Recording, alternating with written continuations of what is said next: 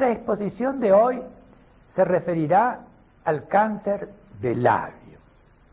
Es importante su conocimiento, especialmente por su frecuencia. Más del 30 y a veces del 50, según las estadísticas, por ciento de los cánceres que se localizan en la boca pertenecen al labio. Y hay otro hecho importante, es que haciendo profilaxis de los procesos que le preceden, hasta podría evitarse la aparición del cáncer de labio. Por supuesto, estamos hablando de tumores malignos. Los tumores malignos pueden tener distintos orígenes. Por ejemplo, ser mesenquimales, que son los sarcomas, o ser melánicos, que son los melanomas, o ser epiteliales, que son los carcinomas, o epiteliomas, que es una manera de expresión que se usa en el país y copiado de los franceses, pero que es sinónimo epitelioma de carcinoma. Hay algunos otros tumores malignos derivados de cresta neural, como podría ser, por ejemplo, el schwannoma maligno. Los sarcomas en el labio son excepcionales. Los melanomas también lo son. El schwannoma maligno se ve raramente. En cambio, los carcinomas son los que se observan en el labio. Digamos que los linfomas no son cánceres. Los linfomas son enfermedades de sistema. El cáncer, por ejemplo, tiene su tumor y de ahí derivan las metástasis. En cambio, en los linfomas hay focos múltiples, nacimiento por focos múltiples y no por metástasis. De manera que eliminamos los linfomas cuando estamos hablando de los tumores malignos. Dijimos que los carcinomas eran los que se veían más frecuentemente en el labio. Los carcinomas pueden ser vasocelulares, intermediarios, espinocelulares y glandulares. ¿Y cuál es el que se ve con mayor frecuencia en el labio? Los carcinomas espinocelulares. Los vasocelulares casi no se observan, los intermediarios lo mismo, y los glandulares existen, pero no en la proporción como existe el carcinoma espinocelular. Otra cosa interesante, prácticamente todos estos carcinomas espinocelulares se localizan en la semimucosa del labio. Los que están en la piel del labio se estudian dentro de los carcinomas de la piel, nada tienen que ver a lo que nos estamos refiriendo nosotros como cáncer del labio. Los de la mucosa son raros y siguen la evolución de un cáncer del interior de la boca, cosa que no ocurre con los carcinomas de la semimucosa. Y hay algo más. Se localizan especialmente en las semimucosas del labio inferior. Agregaremos que se ven prácticamente en hombres, 10-1, 13-1 según las distintas estadísticas. Entonces, en síntesis, cuando hablamos del cáncer del labio, estamos hablando de un carcinoma espinocelular de semimucosa, especialmente inferior, y que se localiza en hombres. Bueno, tenemos ya un enfoque de lo que posteriormente vamos a expresar sobre este tipo de cáncer. Hay un hecho fundamental, y es el nacimiento sobre procesos cancerizables del cáncer del labio.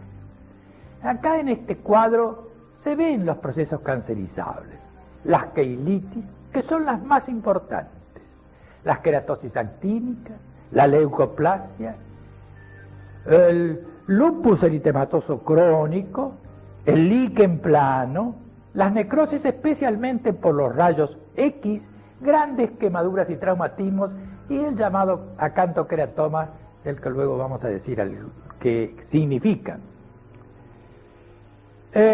Sobre 463 pacientes con cáncer de labio observados hasta el año 1979, nosotros solamente en el 16.2% no hemos encontrado el proceso sobre el cual ha nacido el cáncer. Quiere decir que la mayoría del cáncer, la mayoría de los cánceres de labio nacen sobre procesos previos. Y aún en ese 17.2% es posible que algunos hayan nacido también sobre lesiones previas que nosotros no pudimos determinar. Y vamos a referirnos ahora a las queilitis, que dijimos que es el proceso más importante en la aparición de un cáncer de labio. ¿Qué es una queilitis?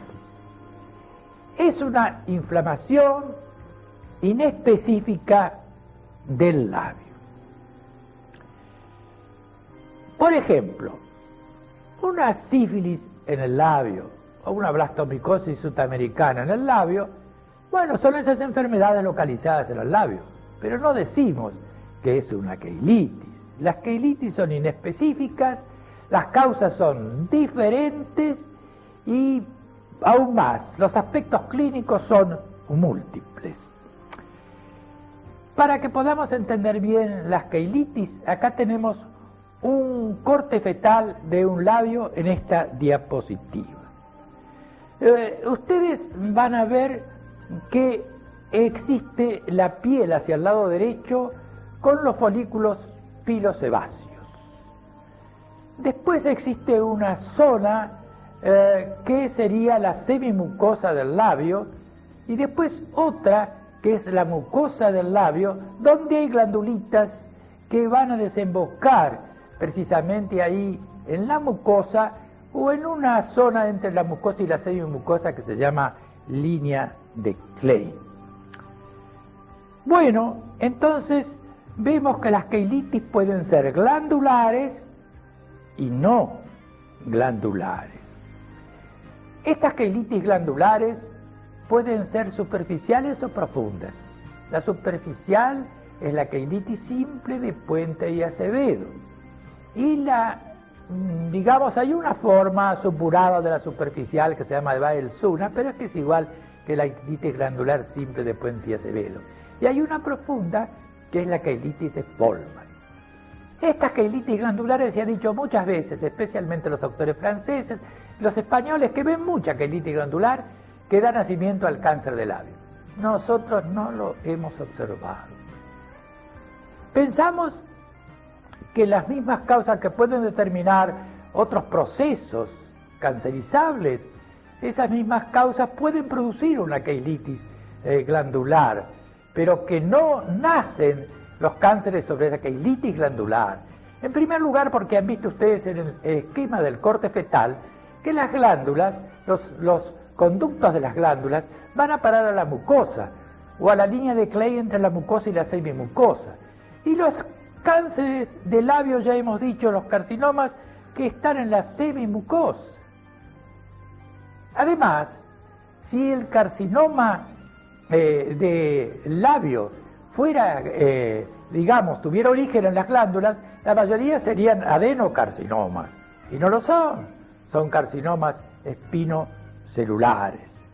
De manera que hay razones para decir que los cánceres de labio no nacen sobre las queilitis glandulares simples. ¿Y qué pasa con la de Polman apostematosa, que es la profunda? Para nosotros esas queilitis que se presentan en forma submurada ya son cánceres. Los casos que hemos visto, que son pocos excepcionales, tenían la profundidad de un cáncer. De manera que es una expresión ya de un cáncer de labio y que da el aspecto, se podría decir que es una queilitis supurada profunda, pero que ya tiene un cáncer de labio. En síntesis, las queilitis glandulares, en nuestra experiencia, no dan cáncer de labio. Acá tenemos las queilitis no glandulares. Tenemos un cartel, una diapositiva, donde dice que las queilitis no glandulares pueden ser agudas, subagudas o crónicas. Y las subagudas o crónicas pueden ser superficiales y profundas. No nos interesan las agudas, porque la mayoría son por contacto y no son precursoras del cáncer del labio. Nos interesan sí las crónicas. Y dentro de las crónicas tenemos varios tipos. La forma abrasiva, que es una erosión en el labio, las formas exfoliativas, que es una descamación del labio, las formas fisuradas, que son grietas, fisuras que se producen en el labio, y por fin pusimos las comisurales. En realidad, en la comisura hay muy poco labio, de manera que las que son más importantes son las abrasivas y las exfoliativas, especialmente estas últimas, cuyo factor es el sol. Por eso que las queilitis exfoliativas se ven en personas blancas, de ojos celestes y expuestas a las radiaciones solares, como pueden ser los trabajadores de la construcción, los deportistas, los marinos, etc. Entonces el cáncer del labio se ve mucho más en esa raza, porque la exposición solar produce esas queilitis exfoliativas. Y veamos una queilitis exfoliativa. Acá en esta diapositiva se ven escamas que están en el labio, en la semimucosa del labio inferior, y que pueden ser la iniciación o puede ser el proceso que antecede a un cáncer de labio. Y veamos esta otra diapositiva donde hay una pérdida de sustancia, una erosión.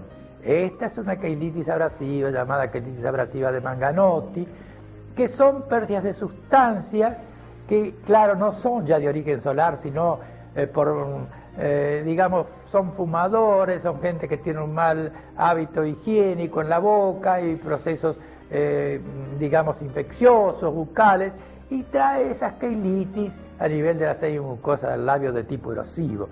A veces se van solitas, pero reaparecen y por fin terminan por dar un cáncer.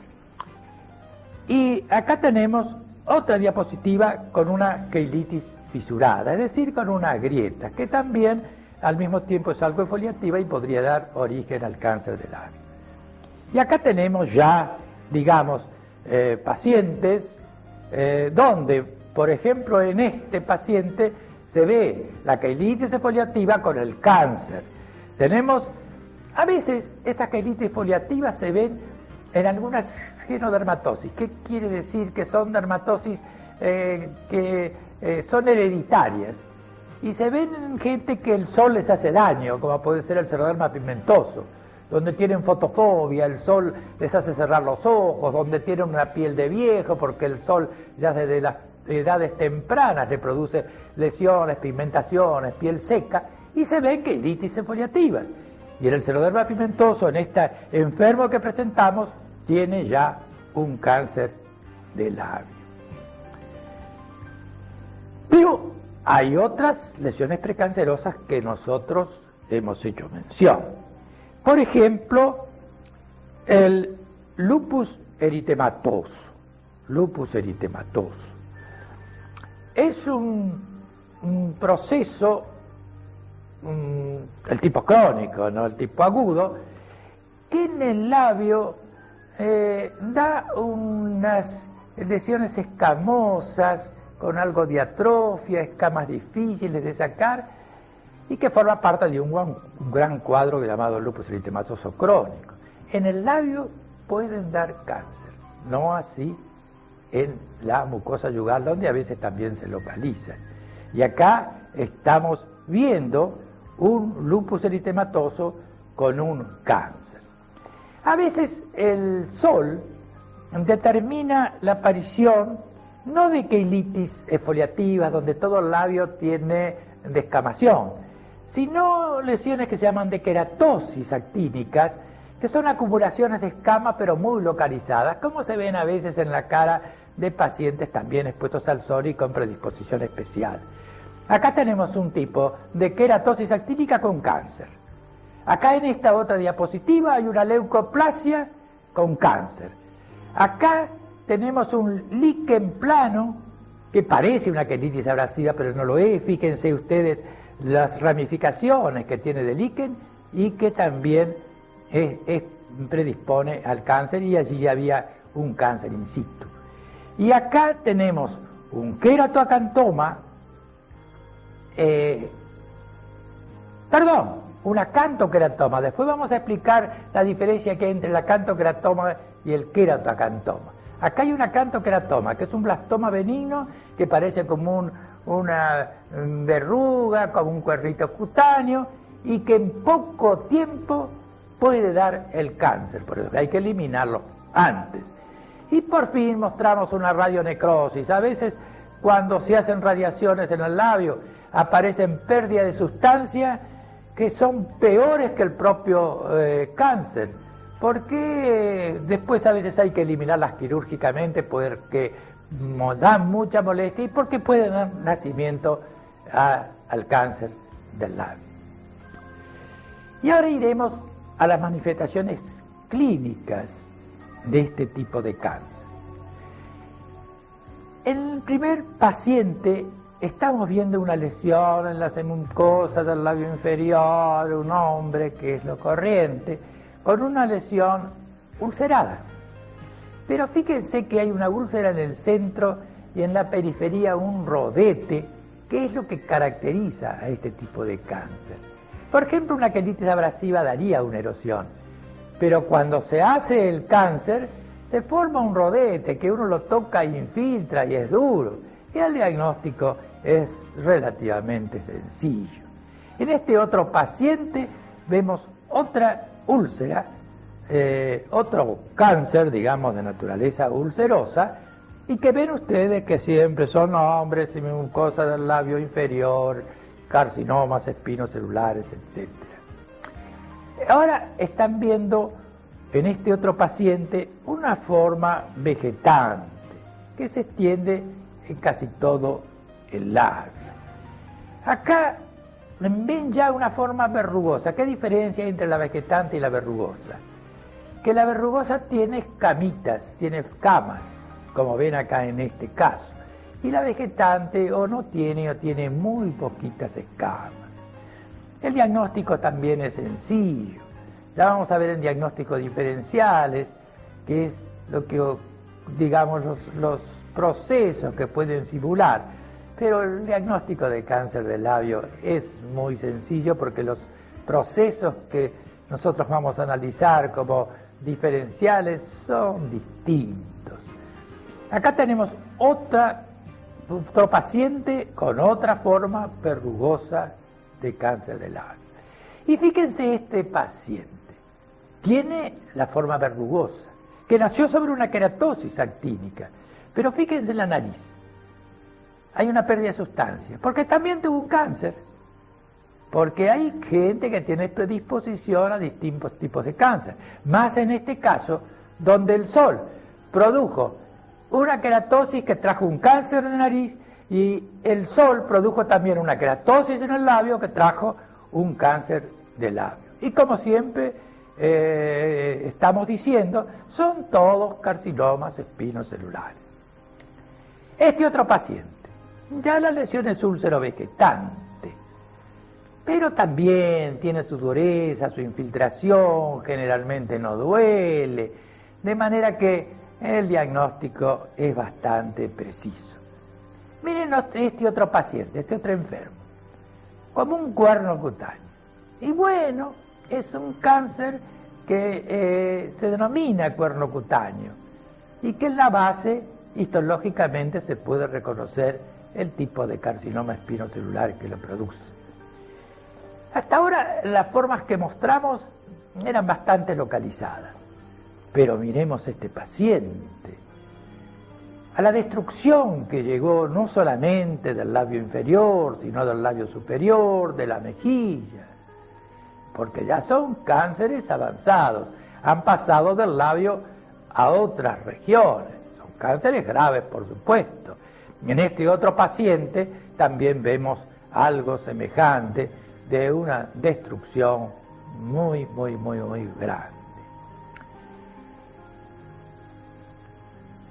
Los cánceres del labio son generalmente únicos y están localizados en la zona paramediana, digamos así, en su mayoría. Ya les dije que comisuras son excepcionales, son centrales o paramedianos, pero a veces son múltiples. Miren este paciente con dos cánceres del labio aparentemente independientes.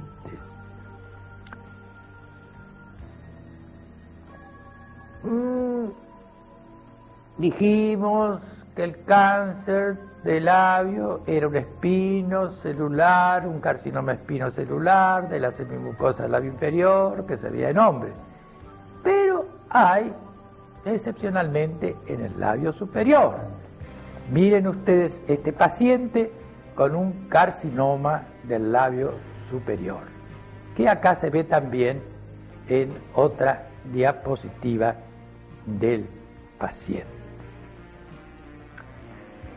Pasemos ahora a un hecho muy importante, que es la histología. Ya sabemos, ya lo adelantamos, que prácticamente son carcinomas espinocelulares. Pero los carcinomas espinocelulares pueden ser diferenciados, semidiferenciados o indiferenciados. ¿Qué significa esto? El diferenciado que tiene muchos globos córneos, el indiferenciado que a veces ni se parece a un carcinoma, es fusocelular, tiene otro aspecto que hace a veces hasta dudar si es un carcinoma. Y los intermediarios, bueno, tienen unos pocos globos córneos o los tienen, pero no son como los, digamos, indiferenciados. Nosotros le llamamos así. Clásicamente se habla de los grados de Broders, 1, 2, 3 y 4, donde el 1 es un carcinoma diferenciado, donde el 4 es indiferenciado, y donde el 2 o 3 son intermedios. Como es difícil establecer a veces es un 2 o 3 grados de Broders, nosotros preferimos llamarle semidiferenciado a esos grados 2 o 3, y al grado 1 diferenciado y al grado 4 indiferenciado. Miremos ahora una histología. ¿Ven un gran globo córneo? Bueno, es un carcinoma espinocelular diferenciado. ¿Ven otra histología? Este es un semidiferenciado. Y miren esta histología, si ni parece un carcinoma, es una forma indiferenciada de carcinoma espinocelular.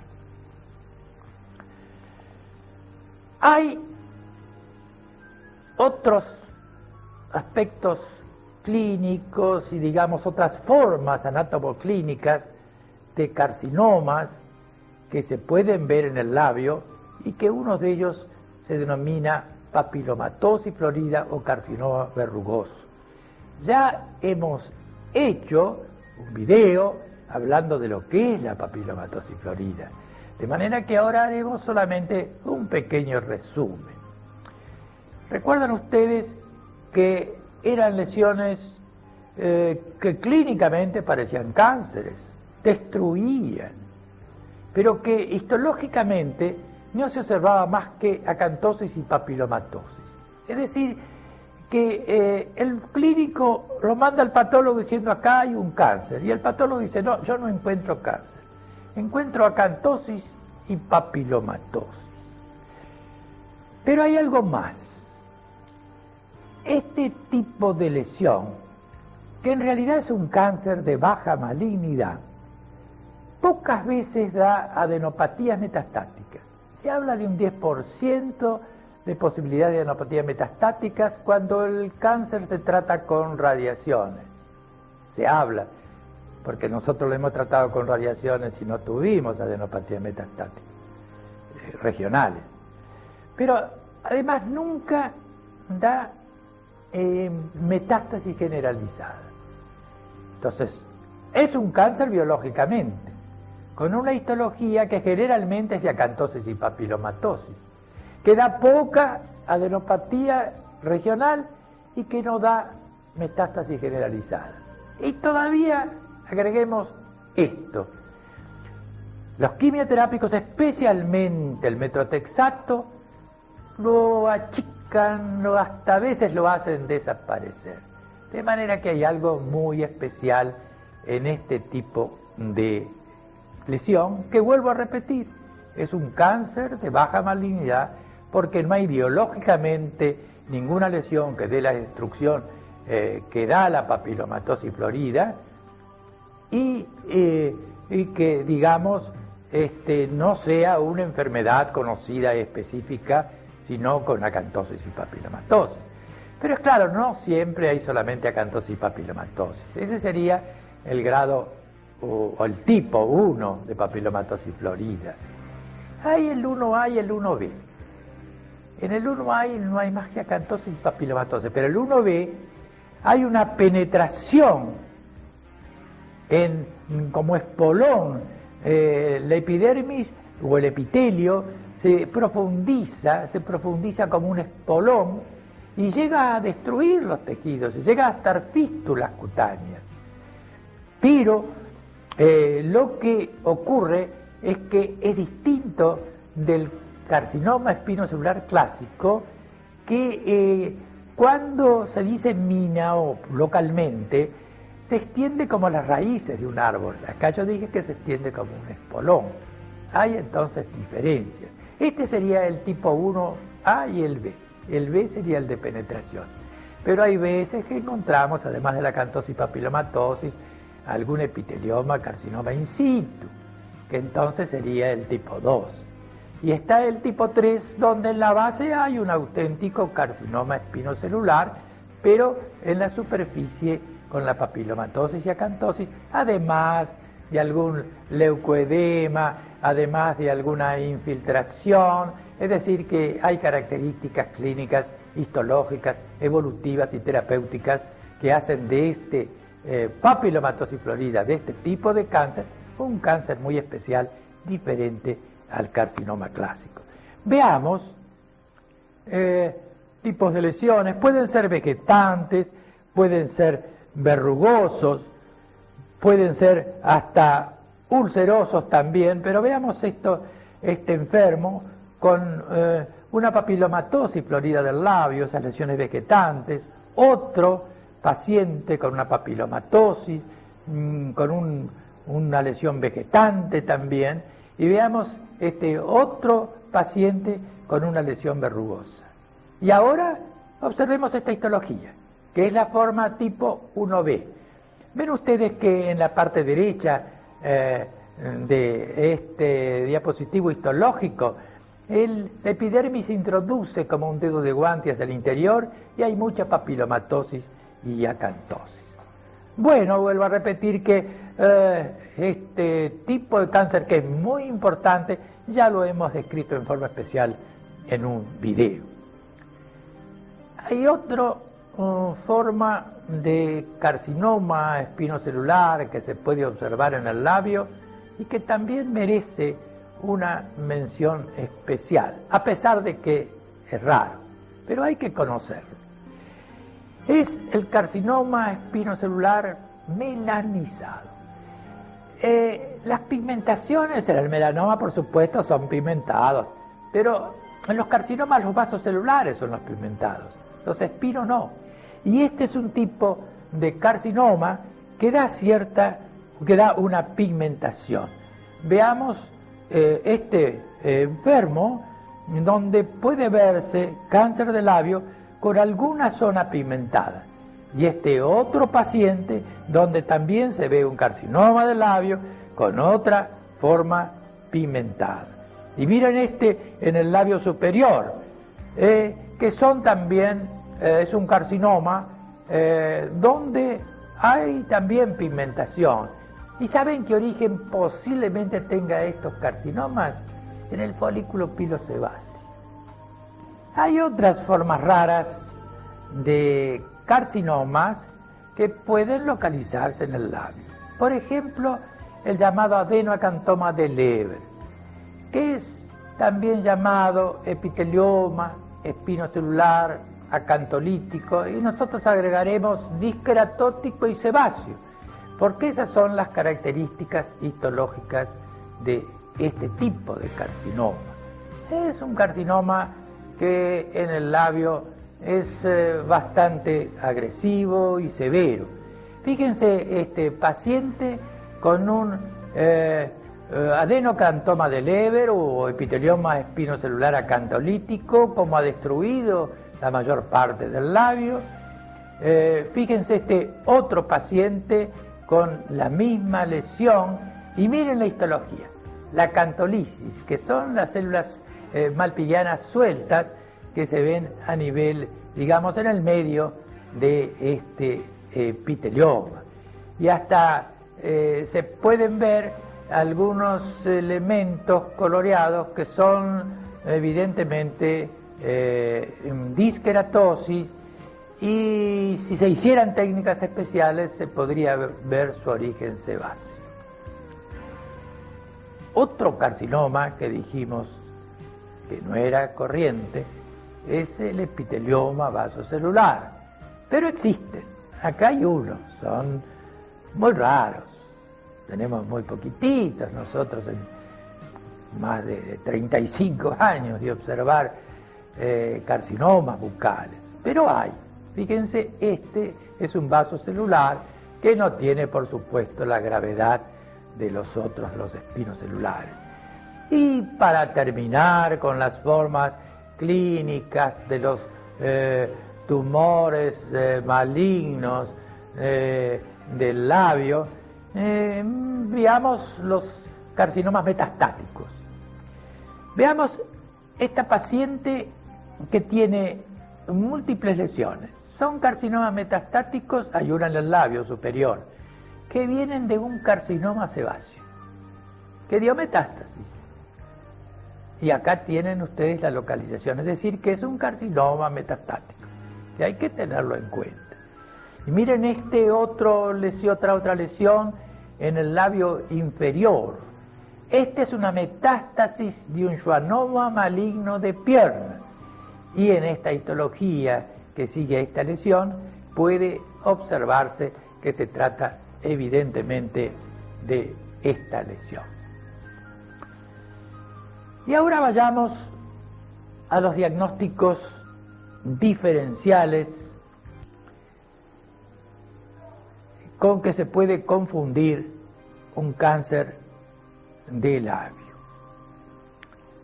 En primer lugar, vamos a hablar del queratoacantoma. Yo les dije antes que el acantoqueratoma era un blastoma benigno, cuyo nombre se lo han dado los patólogos. Pero el queratoacantoma, que parece parecido, es otra cosa totalmente distinto. Nosotros le llamamos a este tipo de lesión, a este queratoacantoma que describió Rookie Winster y que fue previamente descrito por Gougerot con el nombre verrugoma de Gougerot y McCormack y Scott con el nombre de molusco sebáceo, pero se lo conoce actualmente con el nombre de queratoacantoma. Nosotros le llamamos hiperplasia pseudoepiteliomatosa idiopática. Bueno, publicamos el trabajo hace muchos años en la revista Cáncer de Estados Unidos, y muchos autores norteamericanos le han adoptado el nombre que le pusimos nosotros, hiperplasia pseudoepiteliomatosa idiopática. Tiene diferencias clínicas histológicas con los carcinomas corrientes. Lo clínico puede ser su aparición casi aguda, digamos, en 20 días, 15, 20 días, un mes, se desarrolla de una manera como tardaría 4, 5, 6 meses, digamos, un carcinoma clásico, de manera que esa forma aguda de presentarse ya hace pensar que pudiera tratarse no de un carcinoma, sino de alguna otra lesión. Además, fíjense que acá vamos a ver, bueno, primero les voy a mostrar una forma clínica que es como se presenta el queratoacantoma, con esa lesión que parece un volcán. Hay formas verrugosas donde el centro son como verrugosidades, hay formas como el tipo molusco sebáceo de McCormack y Scott donde el centro es excavado, y se pueden sacar masas sebáceas. Hay formas múltiples, hay muchas formas, pero esta es la manera clásica como se presenta el queratacantoma. Y mírenlo ahora en el labio. Ven ustedes que toma bastante la piel, que no es como los otros que hemos descrito, está en el labio superior, y vean este en el labio inferior, también de queratoacantoma, pero este está prácticamente en la piel. Y miren la histología.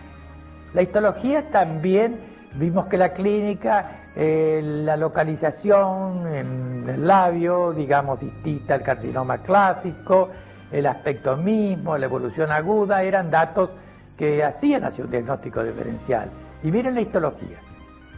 Hay una hiperkeratosis con una acantosis, pero lo importante, hay dos datos histológicos.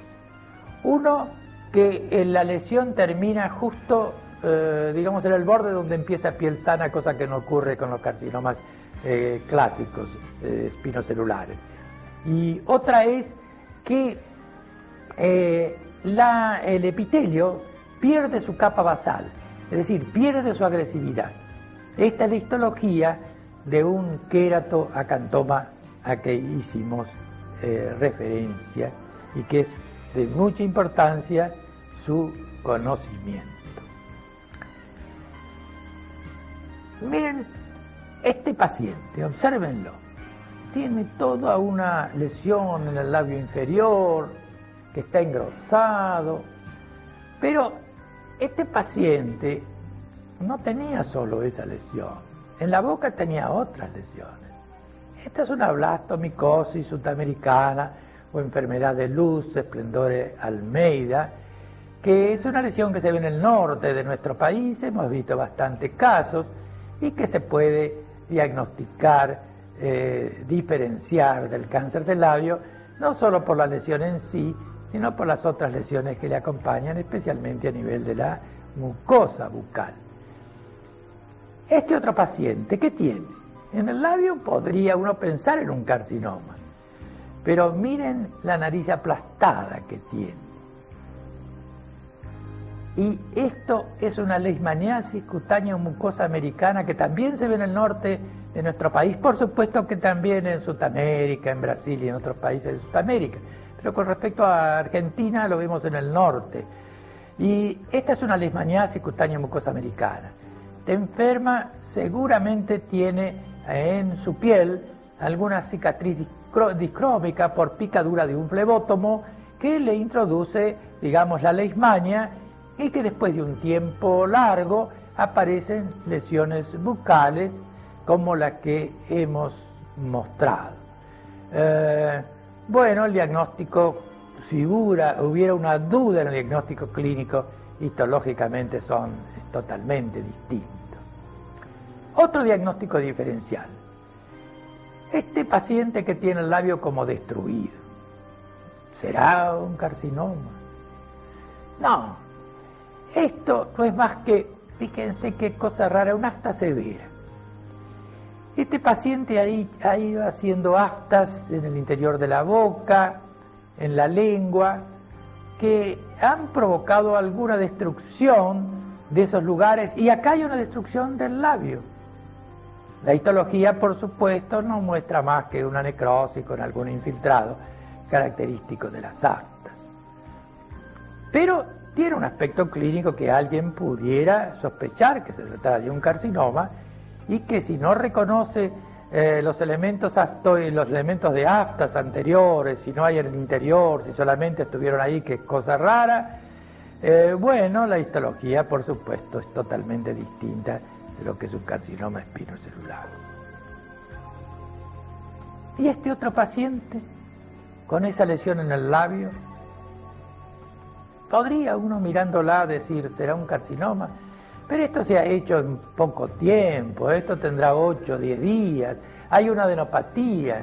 Cuando un carcinoma da una adenopatía ha pasado mucho tiempo para dar una adenopatía metastática, y en 7 o 8 días ya dio una adenopatía. Bueno, esto es un complejo primario, ¿y de qué? De una sífilis primaria, que puede tener, digamos, en el labio si uno no pregunta, si uno no hace la anamnesis, podría mirándolo decir será un epitelioma, y a veces se lo han confundido con epitelioma.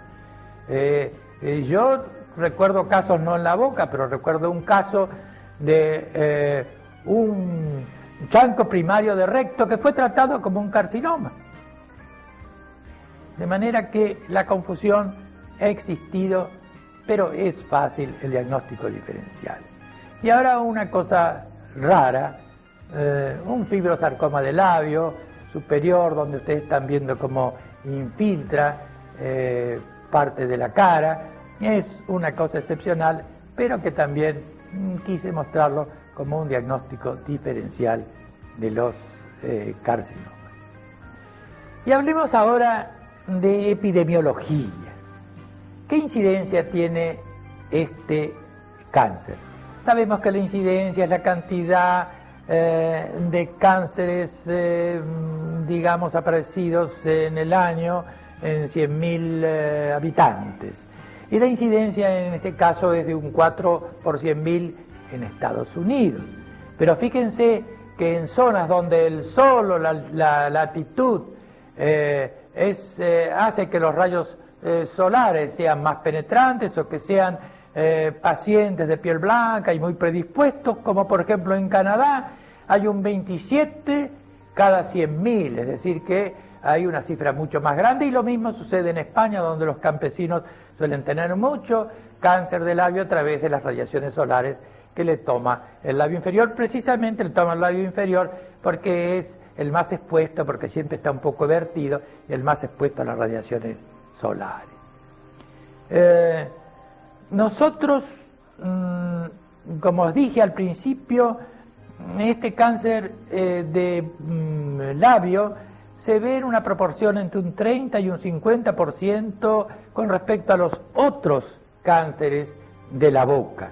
Para nosotros hay más de 50% de cánceres de labio. Claro, las estadísticas varían según los sitios donde se observan. No es lo mismo un ambiente oncológico, un ambiente de cirujanos de cabeza y cuello, que un ambiente dermatológico, un ambiente estomatológico. Pero nosotros los hemos observado en más de un 50% de los casos. Tenemos una estadística, tenemos 79, como dije, de 463 casos, donde lo observamos en más del 50% de los casos. Fíjense la importancia de su conocimiento. Y con respecto al sexo, ya lo adelantamos, 10-1 con respecto a las mujeres, o 15-1 en algunas estadísticas.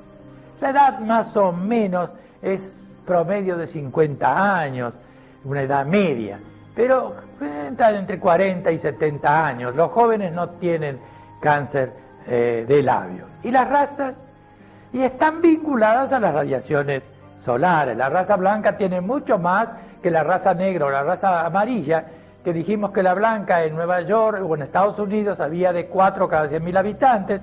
Bueno, en ciertos países de raza amarilla, de raza negra, hay 0.08 cada 100.000 habitantes, de manera que la proporción es mucho menor, es decir, que las razas oscuras tienen menos cáncer de labio, precisamente porque las radiaciones solares no llegan como en otras razas. ¿Qué evolución tiene el cáncer de labio? El tumor tiene una evolución lenta, comienza muy lentamente sobre un proceso que le precede y va avanzando lentamente, pero puede ser que con el tiempo, si no se trata, llegue a destrucción grande, pero el avance es muy lento y hay mucho tiempo para tratar y para curar un cáncer de labio. Y las adenopatías, las metástasis ganglionares, ocurren raramente, yo diría en un 7% de los casos en nuestra estadística. Hay algunos que hablan de 10, 15%, nosotros un 7% de los casos. Y hay algo interesante, las adenopatías se producen a nivel de los ganglios submaxilares o submentonianos, es decir, que no van a los laterofaringios, de manera que uno siempre los va a sorprender. No es como un cáncer del interior del labio donde pueden aparecer en los laterofaringios, digamos a nivel de la zona del esternocleidomastoide. Acá no, Acá lo primero que van es a los submaxilares y submentonianos. Después pueden pasar a otras regiones, pero lo vamos a sorprender en las primeras etapas. La diseminación de este cáncer es rara, pero en estadios avanzados existe. Entremos en otro tema, bueno, importante, que es el diagnóstico. El clínico ya lo vimos con los diagnósticos diferenciales y ya hablamos también del histológico. Quiero decirle algo de los ganglios. Los ganglios metastáticos son duros, son grandes, no duelen. Primero son libres y después, si se dejan, pueden hacerse fijos. Pueden ser unilaterales, bilaterales, contralaterales, generalmente unilaterales. Y hay algo que quiero decirles, que cerca del gonion, del ángulo de la mandíbula, hay dos gangliecitos chiquitos que se tocan casi en todas las personas. Esos dos ganglios que son chiquitos, que son iguales de un lado al otro, no tienen el valor de una adenopatía metastática. La adenopatía metastática no es simétrica, hay un ganglio que es más grande que el otro según el lado donde se produzca la lesión, no los ganglios son más grandes, es decir que lo que quiero significar es que olviden esos pequeños ganglecitos, no le den valor a esos pequeños ganglecitos que son simétricos y que están situados cerca del ángulo de la mandíbula, por debajo, digamos, del ángulo de la mandíbula. Y la palpación de los ganglios tiene que ser muy delicada. Yo digo siempre que tiene que ser una palpación a lo tipo mujercita, es decir, no apretar, no hacer una cosa grosera, sino una cosa muy delicada. ¿Cómo se hace el diagnóstico de la diseminación? Por las imágenes, por la ecografía, digamos centellograma, tomografía, pero como dije, no son frecuentes sino en cánceres muy avanzados. Y pasamos a otra cosa, por supuesto, de mucha importancia, el pronóstico. El pronóstico de un cáncer se hace en base a lo que se denomina el TNM, donde T es tumor, N es nódulo o ganglio y M es metástasis. Entonces, en razón del TNM, se puede hacer un pronóstico de la lesión, de un pronóstico sí, de la evolución de ese cáncer. Ahora, el T, hay TIS, que son T con un epitelioma in situ, es decir, que no son los que hemos referido, son epiteliomas que no salen del epitelio y que son, al principio de las lesiones precancerosas puede haber T1, donde el cáncer tiene menos de 2 centímetros de diámetro. Puede haber T2, donde está entre 2 y 4 centímetros de tamaño. Y puede haber T3, donde es mayor que 4 centímetros, donde se extiende, digamos, en el T4 a zonas vecinas fuera de la región a que estamos considerando donde existe ese cáncer. ¿Y qué puede haber de N? N0 donde no hay ganglios, N1 donde sí hay ganglios homolaterales, N2 donde hay ganglios contralaterales o bilaterales y N3 donde los ganglios en lugar de estar libres se fijan. ¿Y qué quiere decir M? Que puede haber M0, es decir, que no hay metástasis generalizadas, o puede haber M1, que hay metástasis generalizadas. Entonces, con ese TNM se establecen los protocolos que distintas entidades que se dedican al cáncer hacen lo que se denominan las etapas o los estadios del cáncer. Por ejemplo, la American Joint Committee on Cancer, acá tenemos un cuadro donde tenemos las estadísticas de las distintas etapas con las sobrevidas en las distintas etapas. Por ejemplo, en la etapa 1 donde hay T1, en un 70-90% de sobrevida. Nosotros creemos que hay más. En la etapa T2 hay un 50-55% de sobrevida. También creemos que hay más.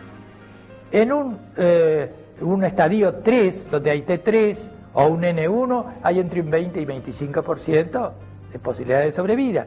Y cuando hay un N2 o un N3 o un M1 con cualquier T, hay un 5% de sobrevida. Pero hay otros datos más de pronóstico que hay que tener en cuenta, que son clínicos o de pronóstico. Por ejemplo, un carcinoma ulcerado o terebrante es mucho más grave que un carcinoma exofítico. Cuando la inmunidad es baja por alguna circunstancia, y cuando el tipo histológico es indiferenciado, ya hemos dicho que había tipos indiferenciados, es grave, y cuando el número de mitosis típicas o atípicas es mucho mayor, las típicas por supuesto mucho mayor que lo corriente, y las atípicas que están señalando que ya existe el cáncer, y cuando hay muchas es de mayor gravedad. Ahora tenemos otro cuadro que es el pronóstico del cáncer del labio en relación con los otros bucales. Ustedes verán que es el menos maligno de todos, el del labio, con respecto a los cánceres interior de la boca, sobre todo en las etapas, en la etapa 1. Y llegamos casi al final, que es el tratamiento del epitelioma del labio. Ustedes ven acá un cartel, una diapositiva, donde señala todos los métodos que tenemos para tratar un cáncer. Ven que se puede hacer por cirugía, es decir, el tratamiento quirúrgico, que se puede hacer, radiaciones de telegama terapia, que puede ser convencional o puede ser de megavoltaje como las bombas o el acelerador lineal, o que puede ser intersticial, con aplicaciones de agujas de radium, de iridio o de cesio. Y hay otros que hacen criocirugía o una quimioterapia sistémica o intraarterial en casos, digamos, en que haya que disminuir el tamaño del tumor para después tratarlo por los otros métodos, especialmente los quirúrgicos. Y hasta a veces hay radiosensibilizadores que utilizan, además de las radiaciones, la oxigenación hiperbárica. En T1 y en T2, nosotros preferimos tratar con radio. Se puede hacer con cirugía, se puede hacer con radiaciones, especialmente convencionales, no se precisa más, pero nosotros preferimos utilizar el radium y hemos obtenido muy buenos resultados. Cuidado con las piezas dentarias, hay que tratarlas antes de hacer las radiaciones. Y en T3 y T4 disminuimos el tamaño de la lesión con la quimioterapia, digamos, sistémica o retrógrada por vía intraarterial para disminuir la lesión y después tratarla con cirugía. Y con respecto a los ganglios, no hacemos tratamiento profiláctico o electivo, es decir, que si no están, no los tocamos. Si están, hacemos el tratamiento obligado, que es el vaciamiento de cuello. Y cuando hay una diseminación sistémica o son de alto riesgo, bueno, utilizamos la inmunoterapia, especialmente la bleomicina, y agregamos, si es necesario, la inmunoterapia. En síntesis, el cáncer del labio es prácticamente un carcinoma espinocelular que se localiza en la semimucosa del labio inferior, que se ve preferentemente en cantidad muy grande en relación con las mujeres, en los hombres, que hay formas ulcerosas, formas verrugosas, formas vegetantes, formas de cuerno cutáneo y formas terebrantes, que histológicamente nosotros elegimos los términos diferenciado, semidiferenciado o indiferenciado, según el diferenciado tenga globos córneos, el indiferenciado ni se parezca a veces a un epitelioma espinocelular. Hay que tener en cuenta los procesos predisponentes, los procesos precancerosos, las lesiones cancerizables, porque es la manera de, tratándolas, hacer la profilaxis del cáncer del labio. Fíjense la importancia que tiene el reconocer esas lesiones cancerizables, especialmente las queilitis crónicas y sobre todo las de tipo actínico, y tanto las escoliativas como las abrasivas como las fisuradas. Recordar de la leucoplasia, del líquen, de todos estos procesos que ya hemos citado. Vimos que las queilitis glandulares no traían cáncer en nuestra experiencia, a pesar de que en los europeos, especialmente los franceses y españoles, tienen muchos trabajos sobre la aparición del cáncer de labios sobre las quelitis glandulares, nosotros tenemos que decir que no lo hemos observado y hemos dado las razones en que nos parece que debería ser así, porque tendrían que ser adenocarcinomas, tendría que localizarse en la línea de Klein y no en la semimucosa, etc. Vimos que el diagnóstico es sencillo, que la evolución es lenta, que adenopatías solo la hemos encontrado en un 7% de los casos, y que la sistematización, digamos la diseminación sistémica de un cáncer de labio se ve muy pocas veces. Se ve, pero pocas veces. Que en cuanto al pronóstico, en T1 y T2 para nosotros es un poco más alto que el American Joint Committee on Cancer. 90% de los casos se han curado en 1 y 2. En estadio 3 hasta llegamos a un 60% de los casos. Y en estadio 4 a un 10% de los casos. Y en relación al tratamiento, ¿qué preferimos en los estadios 1 y 2? El radio. No decimos que no se puede hacer cirugía ni radioterapia, pero preferimos el radio. Nos ha dado grandes resultados, evitamos la gran operación y evitamos todo lo que puede significar una radioterapia aplicada durante un tiempo más largo que la aplicación de unas agujitas de radio. Y en T3 y T4, o en aquellos, sobre todo hablando en general de alto riesgo, disminuimos el tamaño del tumor con quimioterapia sistémica o a veces intraarterial retrógrada, y después lo tratamos quirúrgicamente. En cuanto a los ganglios, no hacemos tratamiento electivo de los mismos o profiláctico, pero sí existen que hace el vaciamiento ganglionar. Nada más y muchas gracias.